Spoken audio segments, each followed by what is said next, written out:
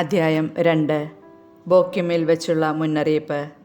കർത്താവിൻ്റെ ദൂതൻ ഗിൽഗാലിൽ നിന്ന് ബോക്കിമിലേക്ക് ചെന്നു. അവൻ പറഞ്ഞു, നിങ്ങളുടെ പിതാക്കന്മാർക്ക് കൊടുക്കാമെന്ന് വാഗ്ദാനം ചെയ്ത ദേശത്തേക്ക് ഞാൻ നിങ്ങളെ ഈജിപ്തിൽ നിന്ന് കൊണ്ടുവന്നിരിക്കുന്നു. നിങ്ങളോട് ചെയ്ത ഉടമ്പടി ഞാൻ ഒരിക്കലും ലംഘിക്കുകയില്ലെന്നും ഈ ദേശവാസികളുമായി യാതൊരു സഖ്യവും നിങ്ങൾ ചെയ്യരുതെന്നും അവരുടെ ബലിപീഠങ്ങളെ നശിപ്പിച്ചു കളയണമെന്നും ഞാൻ നിങ്ങളോട് പറഞ്ഞു.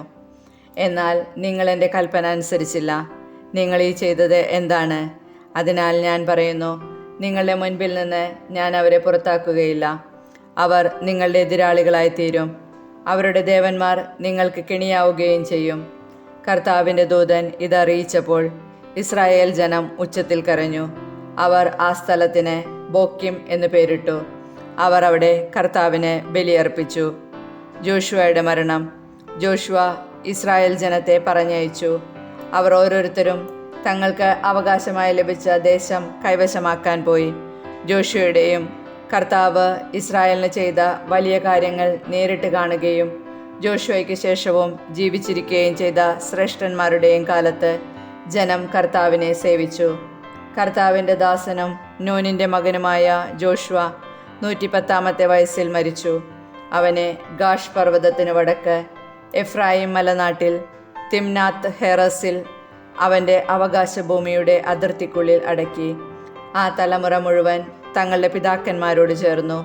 അവർക്ക് ശേഷം കർത്താവിനെയോ ഇസ്രായേലിന് അവിടുന്ന് ചെയ്ത വലിയ കാര്യങ്ങളെയോ അറിയാത്ത മറ്റൊരു തലമുറ വന്നു.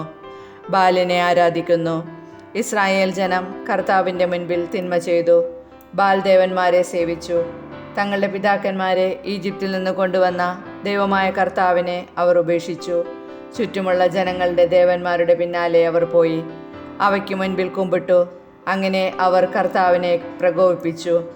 അവർ കർത്താവിനെ ഉപേക്ഷിച്ച് ബാൽ ദേവന്മാരെയും അസ്താർത്തെ ദേവതകളെയും സേവിച്ചു. ഇസ്രായേലിനെതിരെ കർത്താവിൻ്റെ കോപം ജ്വലിച്ചു. അവിടുന്ന് അവരെ കവർച്ചക്കാർക്ക് ഏൽപ്പിച്ചു കൊടുത്തു. അവർ അവരെ കൊള്ളയടിച്ചു. ചുറ്റുമുള്ള ശത്രുക്കളുടെ ആധിപത്യത്തിന് അവരെ വിട്ടുകൊടുത്തു. അവരോട് എതിർത്ത് നിൽക്കാൻ അവർക്ക് കഴിഞ്ഞില്ല.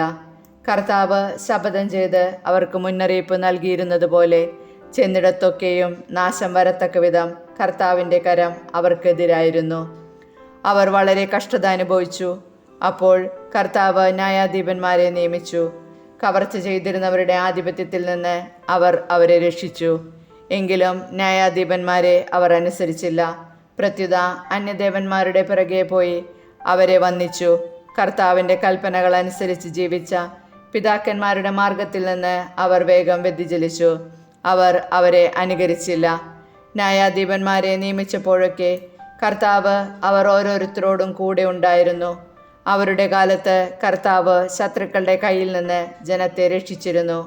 കാരണം തങ്ങളെ പീഡിപ്പിക്കുകയും മർദ്ദിക്കുകയും ചെയ്യുന്നവർ നിമിത്തമുള്ള അവരുടെ രോദനം കേട്ട് കർത്താവിന് അവരിൽ അനുകമ്പ ജനിച്ചിരുന്നു. എന്നാൽ ന്യായാധിപൻ മരിക്കുമ്പോൾ അവർ വഴിതെറ്റി തങ്ങളുടെ പിതാക്കന്മാരെക്കാൾ വഷളായി ജീവിക്കും. മറ്റു ദേവന്മാരെ സേവിച്ചും നമസ്കരിച്ചും അവരുടെ പിന്നാലെ പോകും. തങ്ങളുടെ ആചാരങ്ങളും മർക്കടമുഷ്ടിയും അവർ ഉപേക്ഷിച്ചില്ല.